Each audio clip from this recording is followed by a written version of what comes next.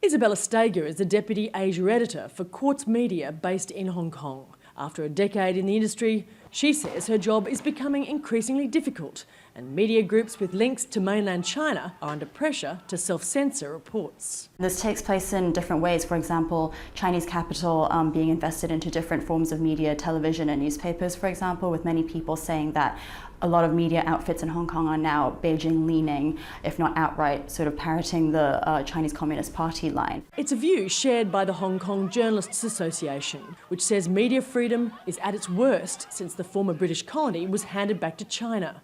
The 1997 deal gave the semi-autonomous territory freedom of speech until 2047. But with more than half of Hong Kong's media owners also members of political organisations on the mainland, critics say journalists are increasingly avoiding topics that could anger the Communist Party or jeopardise commercial interests in China. The kind of a tolerance of dissenting views, politically sensitive views, in particular those relating to Chinese sovereignty, Communist Party leadership, say the bad things about, say, President Xi Jinping have got more and more sensitive. This year's World Press Freedom Index from Reporters Without Borders ranks Hong Kong 73 on the list, dropping from 18th spot in 2002.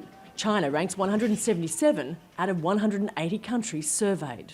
As well as complaints of an increasingly restricted media landscape, the Hong Kong Journalists Association has also filed a legal challenge against the police. It's accusing them of using obstructive tactics on journalists covering the anti-government protests, including unnecessary and excessive force. The pro-democracy protests of 2014 triggered a resurgence of independent media outlets, including Hong Kong Free Press, which relies on reader donations to survive. Despite its non-profit status, the editor says it too has been subject to political interference, and it says the government needs to strengthen its safeguards.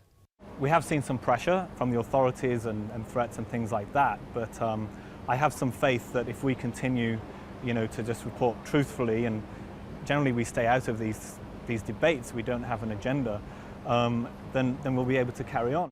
The extradition bill, which triggered the anti-government protests, may have been formally withdrawn, but with no sign of this political crisis ending, the city's reputation as a bastion of free press is increasingly at stake. Clarke, Aljazeera, Hong Kong.